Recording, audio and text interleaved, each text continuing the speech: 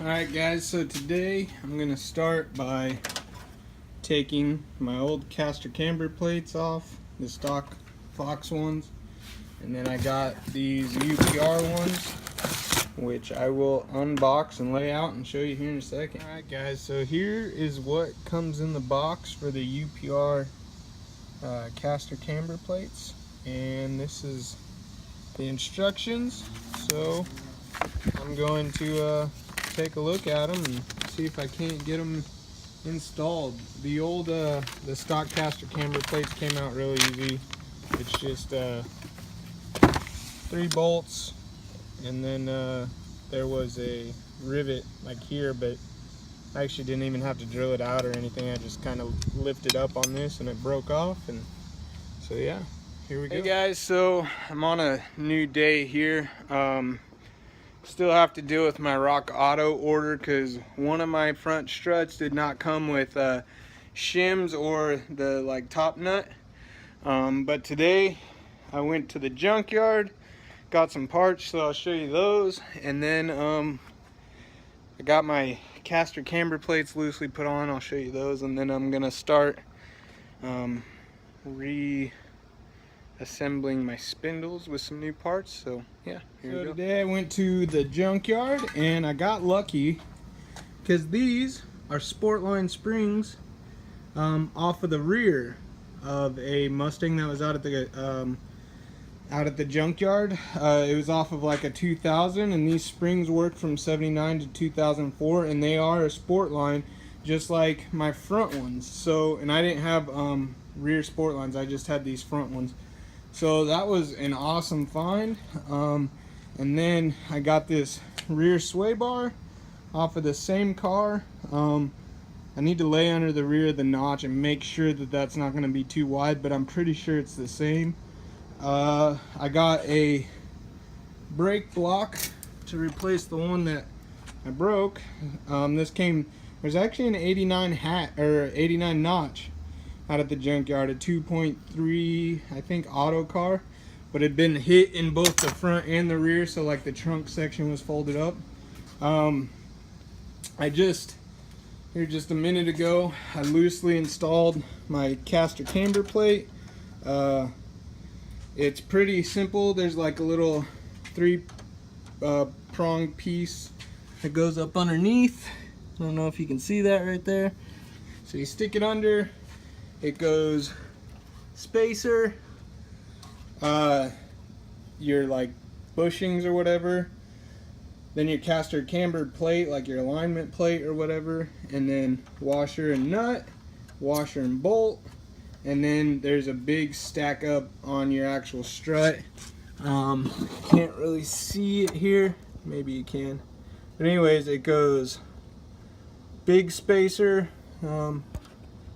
right there, big spacer, little spacer, and then the tapered spacer. And then once I bolt this thing down, it should suck all the way up.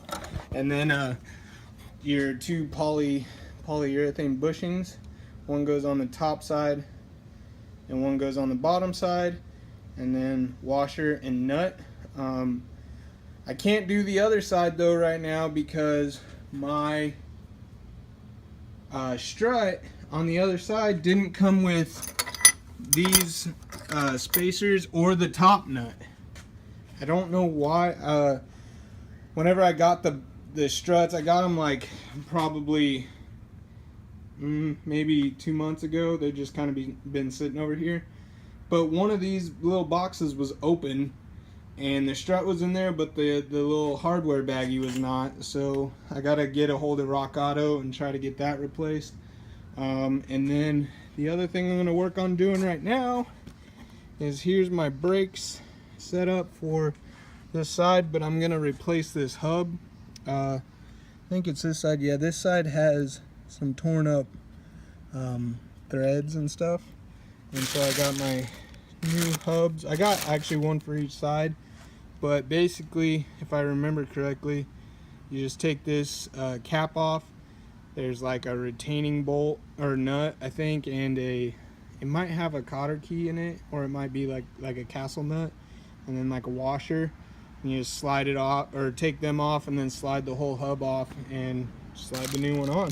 So that's what I'm gonna work on right now. Getting my stuff apart. If you've never done these brakes or whatever, there's two 12mm bolts that go through the caliper and then into the slides, and then once you get those out, your caliper comes off, pads come out, and then there's two 15mm bolts right here that hold the spindle itself to the brake pad bracket, and then all that'll come away, and then your brake rotor will slide away from the hub. So there it is.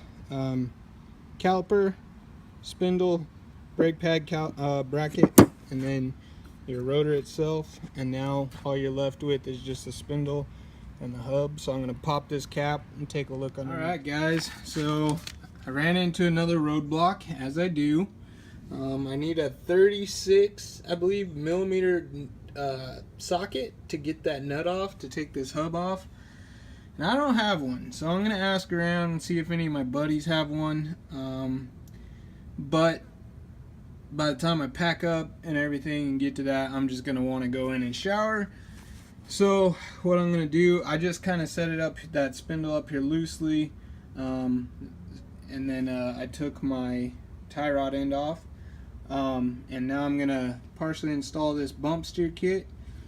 A little bit of I don't know, kind of a funny story about this is this bump steer kit my brother bought back in 06, 07, maybe 08, to put on a 91 convertible he had. He had a 91 convertible, I had a 91 GT, and we both almost lost our license. He did lose his license, so he sold his convertible, and yeah, so this bump steer kit was his. He sold it to a buddy.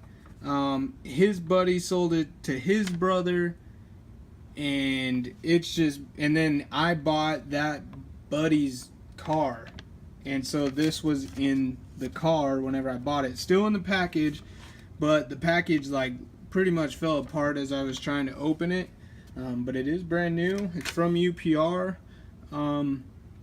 So yeah, I'm gonna get it loosely stuck on here and ready for whenever I finally get everything I need, hopefully. Alright guys, so I am calling it quits for the day because it's 100 degrees out here, and I'm hung up again. So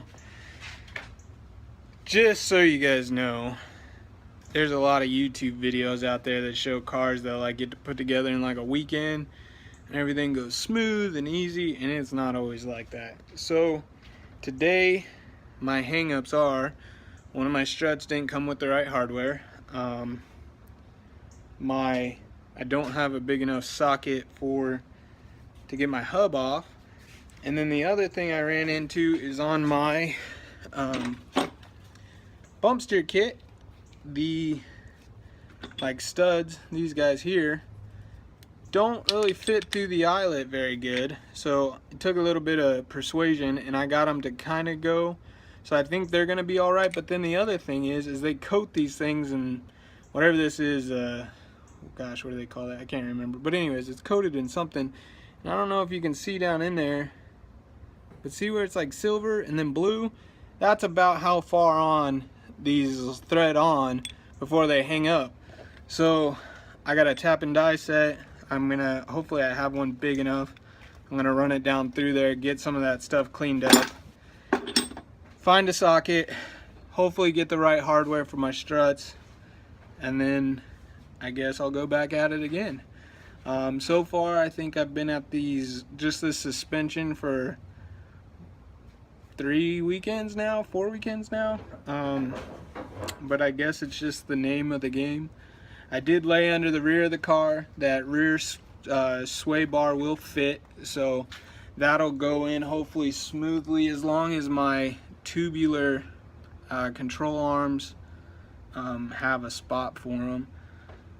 So yeah, that's where I'm at today. I might come, today's Saturday, I might come out here tomorrow after church, but that just kind of depends on whether or not I find the stuff that I need. So anyways, just a little update.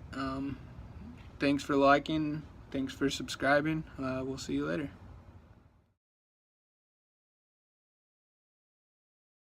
Alright guys, so it is now Monday and I got me a 36mm 1/2-inch drive impact socket. So hopefully today we will be able to get the spindle nut off, and then hopefully we can move forward and one of these days get that son of a gun back down on the ground. So here we go. Finally got it off.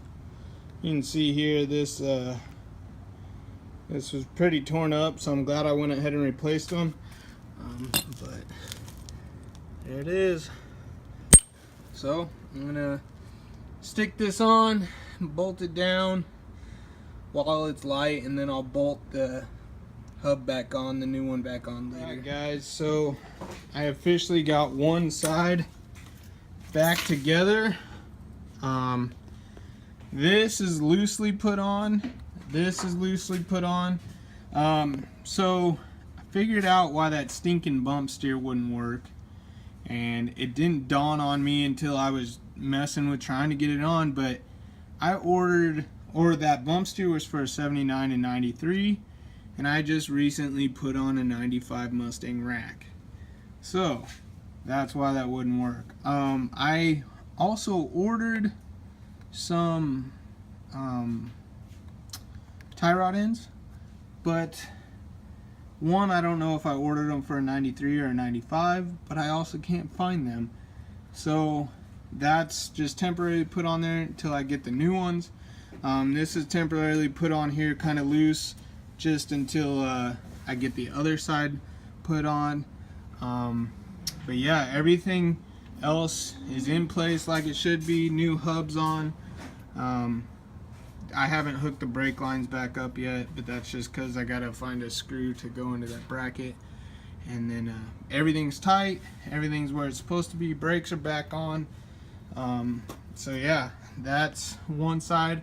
The only thing I really don't know anything about is where to even set these caster camber plates to begin with. So I think what I'm gonna do is set the car back on the ground on some wheels, and I don't know, maybe the next couple days I'll look and see like what's a maybe good place to start them. I'm gonna order some tie rod ends, and tomorrow hopefully I will get the other side done. So yeah, and then at least I can put this thing back on the ground on 4 wheels, and then I can start. I'll get the brake lines hooked back up. I'll either start next working on the rear end, because I have to figure out how to run the big brake line across the rear there, or maybe next I'll start working on what I need to do to get the engine in. But yeah, that's it for today. I don't know if this will be the end of the video or if I'll put tomorrow's stuff on there, but anyways, thanks. Alright guys, so here's kind of the last video the last part of this video. I got both sides back together. Everything's tight on this side except for the outer tie rod. It's just kind of in place. But what I noticed is, and I didn't know this before, is if I swap this thing over to SN95 rack and pinion, and it is like way longer. So I ordered new outer tie rods just to replace these, but now that I'm looking, I don't know if I'm gonna have to replace the inners and the outers. So I'm gonna have to do a little bit of looking on that. But anyways, I got new hubs on, new struts on, everything back together. I'm gonna throw these brakes on and put my wheels back on so I can get this thing off of jack stands. And then once I figure out what I need to do as far as my tie rods, I'll let you guys know, and I will order parts accordingly. Thanks for watching. If you like these videos, please like and subscribe.